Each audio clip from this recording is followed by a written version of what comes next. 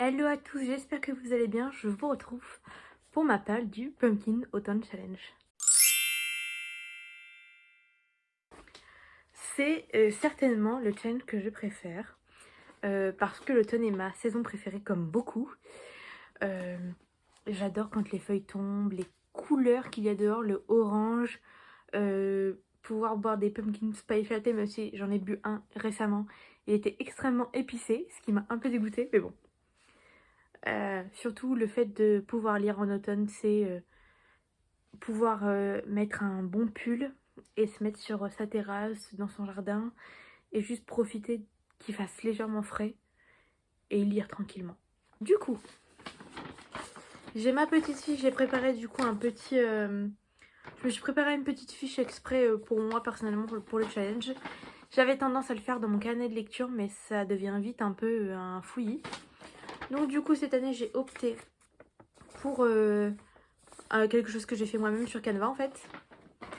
Et du coup, je vais vous donner ma palle du Pumpkin Autumn Challenge, autant pour les livres, mais également pour les séries et les films que j'ai envie de regarder. Pour commencer avec Automne Frissonnant, la première catégorie de Automne Frissonnant est Ghost Hunt, donc exorcisme, enquête, possession, chasseur de fantômes. Alors pour cette catégorie, j'ai décidé de mettre Jula Ann. Je ne me rappelle absolument pas de l'autrice, ou de... je sais que c'est une autrice, je sais que c'est une écrivaine. Je sais pas si on dit écrivaine, mais autrice, c'est sûr. Je l'ai acheté l'année dernière, il me semble, pour 99 centimes. Et je me dis que c'est la parfaite période pour le lire. Donc je vous mettrai la couverture ici. Je sais que ça parle d'un chevalier sans tête. Mais à part ça, j'ai pas envie d'en savoir plus. J'ai vraiment envie de me plonger dedans et juste de profiter. Ensuite, au niveau pour toujours Ghost Hunt, pour la série ou le film, il n'y aura pas toujours les deux. Il y aura soit l'un soit l'autre. Mais voilà, après moi j'ajoute les livres selon ce que je lis et je les rajoute dans les catégories. Mais je vais pas vous le cacher, mais j'ai déjà bien commencé mon challenge. Je mets du coup dans Ghost Hunt comme série Only Murder in the Building. Donc c'est la série qu'il y a avec Selena Gomez sur Disney+, qui me tente beaucoup étant donné que il y a une enquête parce qu'il y a un tueur dans l'immeuble. Je trouve que c'est parfait pour cette catégorie. On a ensuite le Portrait du mal, donc couverture avec un visage sinistre. Pour le coup, je n'ai pas trouvé de livre, mais j'ai décidé que j'allais regarder la série Wednesday de la famille Adams en fait. Wednesday, la fille. Je le dis mal, mais c'est pas grave. Qui sort en octobre, il me semble, et cette série me donne extrêmement envie, donc c'est l'occasion. Desakuma drop au milieu des lucioles, donc avec pour mots-clés historique, drame, frères et sœurs. Donc pour le coup, j'ai décidé de mettre 3 livres, c'est énorme, mais c'est pas grave. On va dire plus il y en a, plus on se fait plaisir. Donc premièrement, il y a le tome 2 et 3 peut-être, déjà le 2, de la saga Prince Captive. Donc c'est une histoire de frère, un frère qui a envoyé du coup son frère dans un autre pays en tant qu'esclave, enfin bref. Le premier tome a été affreux, genre vraiment, je me suis demandé si j'allais continuer. Et après avoir vu tous les avis sur internet, parce que je me suis dit, je ne peux pas ne pas continuer en sachant que j'ai l'intégrale, en sachant que il y a autant de bons retours dessus. Donc j'ai décidé tout simplement d'aller voir sur Goodreads et sur les autres plateformes les avis. Et les avis du tome 2 et 3 sont quasiment toujours 5 sur 5 en fait, des favoris. Donc je me suis dit que ok, ce premier tome est assez gore et avec beaucoup de trigger warning et assez traumatisant, même si ça ne m'a pas traumatisé, mais j'ai eu beaucoup de mal à le lire.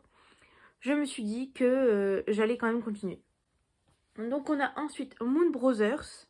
Je vous montre même pas les livres, sérieux.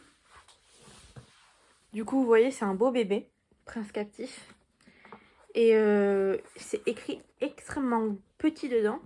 Je sais qu'ils ont sorti des nouvelles, ils ont fait des rééditions en fait. Mais j'ai celle-là, donc je vois pas pourquoi je le rachèterais en sachant que ça coûte cher des livres. Et il faudrait que je rachète les 2 livres pour avoir tout l'intégral. Alors que là j'ai tout. Je sais qu'il y a juste une nouvelle que je ne pourrais pas lire qui est dans les nouvelles rééditions. Dans les nouvelles éditions. Mais ce n'est pas grave, au pire je verrai pour me le faire prêter et juste lire la dernière nouvelle. Du coup, toujours dans la même catégorie des Sakuma d'Europe au milieu des Lucioles, je décide que je vais lire Moon Brothers. Donc c'est aussi une histoire de frères. Il y en a un qui est incarcéré en prison, il me semble. Et c'est une histoire assez triste, apparemment. Le Souffle des mots en a parlé et elle a dit que c'était quand même un livre assez fort. Mais j'ai déjà lu plusieurs livres de Sarah Crossan et à chaque fois c'est vrai que c'est des livres qui transmettent énormément d'émotions et qui font extrêmement réfléchir. Donc je me suis dit que, en plus il est pas long, parce que du coup c'est en vers, et que c'était l'occasion de le lire en fait. Je l'ai emprunté à la bibliothèque, donc autant en profiter. Ensuite, j'ai toujours dans des Sakuma d'Europe au milieu des Lucioles, vous êtes sur le portable de Sam. Celui-là je l'ai déjà lu. Je l'ai ajouté en fait parce qu'on me l'a prêté, j'en ai profité pour le lire. Je vous donnerai plutôt mon avis dans le bilan du Pumpkin Autumn Challenge ou sur un update lecture. Mais du coup, vous êtes sur le portable de Sam, il me tentait beaucoup, étant donné que sur le BookTok, on en a beaucoup entendu parler. J'en ai profité qu'on puisse me le prêter, et je l'ai lu extrêmement rapidement. Les écritures sont assez... Enfin, même quand j'ai ouvert le livre la première fois, j'ai bien remarqué que c'était un livre qui allait, qui allait se lire rapidement, pardon, étant donné que les écritures sont assez grosses. Donc voilà. Automne de l'étrange ensuite, avec la première catégorie, les mystérieux habitants de Potfield. J'espère que je le dis bien. Avec du coup les mots-clés automne et Halloween. J'ai un peu galéré à trouver des choses qui pourraient aller dedans.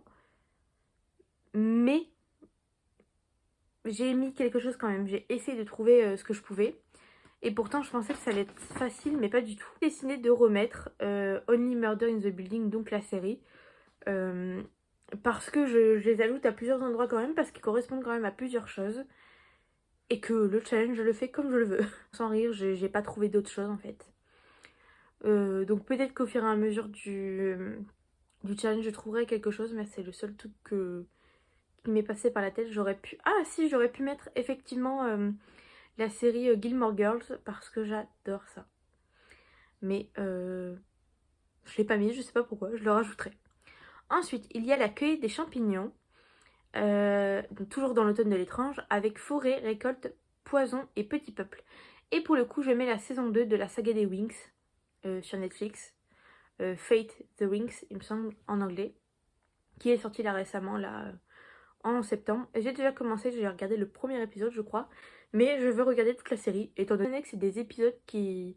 Bah en fait, moi je trouve que ça coule, en fait, on voit pas le temps passer. J'ai très hâte de découvrir cette deuxième saison. Ensuite, In the dark, I hear a call. Je suis pas sûre du tout de ma prononciation, mais c'est pas grave. Donc avec les mots-clés obscurité, lumière, mauvaise influence. Alors pour les mots-clés, je suis pas sûre de tous vous les dire. Moi j'ai mis vraiment ceux qui m'intéressaient. Donc j'ai mis à cause de feu que me dit Nina Quill, qui est celui-ci, Un palais de flammes et d'argent de Sarah J. Maas, que je n'ai toujours pas lu et que j'ai dans ma palle depuis pas mal de mois maintenant. Et je me suis dit que l'automne, c'est quand même... Oula, je ne comprends pas. Au pire, je couperai, ça fait un peu bête, mais c'est pas grave. Ça fait déjà un moment que j'ai dans ma palle et c'est le moment pour moi de le lire. Rien d'autre à dire. Ensuite, pour finir, dans l'automne de l'étrange, il y a soit vent, rêve, cendre et néant, soit nuit noire, âme et souhait. Donc avec conte, sorcière, disparition, sauvetage. Du coup, pour le coup... Où est-il? J'ai mis dans cette catégorie, excusez-moi, je suis extrêmement mal organisée. J'avais très envie de filmer cette vidéo. J'ai La fortune sourit disparue de Stephen Spotwood. Parce que du coup, bah, littéralement, il y a écrit disparu dans le titre. Et un des mots-clés disparition. Je l'ai trouvé dans une boîte à livres. Je compte le lire et le remettre dans une boîte à livres, du coup. Et j'avais cette jolie carte avec, pour le coup, je la garderai celle-ci. Je n'ai jamais lu de livre de ce type et c'est écrit un polar à la Agatha Christie. Étant donné que j'entends beaucoup de bonnes choses à propos d'Agatha Christie, pardon, je me suis dit que c'était l'occasion de me lancer dans le policier. Il me semble que c'est un policier, je ne suis pas sûre si. Policier et thriller, voilà. Ensuite, nous passons à la catégorie... oui, à la catégorie au... Bref, Automne douceur de vivre, qui commence avec Il n'y a jamais trop d'épices dans ma pumpkin pie. Le mot-clé est duologie, c'est le seul que j'ai choisi. Et du coup j'ai décidé de lire, c'est plus ou moins une duologie, enfin c'est pas réellement une duologie mais les tomes se rejoignent. Du coup Viens on s'aime et Aime-moi je te fuis de Morgane Moncomble. Pareil, j'ai déjà lu Viens on s'aime. Et je suis actuellement dans Aime-moi je te fuis, donc j'avance très bien dans mon challenge, je suis très contente. Pour ça normalement vous aurez un vlog où je lis du Morgane Moncomble, donc je ne vous en dis pas plus. Prochaine catégorie c'est Chante-moi une chanson Sassenach. Je suis absolument pas sûre de la prononciation, encore une fois je suis désolée. Du coup les mots-clés sont humour, livre audio et série. Et pour le coup j'écoute Vampiria en livre audio, de Victor Dixon du coup, que pour l'instant j'aime beaucoup. Alors j'ai un peu du mal avec les livres audio, mais j'essaie de m'y faire au fur et à mesure et je suis au chapitre 5. Il me reste encore 10 heures de lecture, mais on croise les doigts pour que je le finisse rapidement. Ensuite, 2 citrouilles en valent mieux qu'une, avec les mots-clés nourriture, famille et plaisir non coupable. Et pour le coup, j'ai décidé de lire Gods of Love de Eugénie Dielens. J'espère que je le dis bien. Dielens, du coup voilà.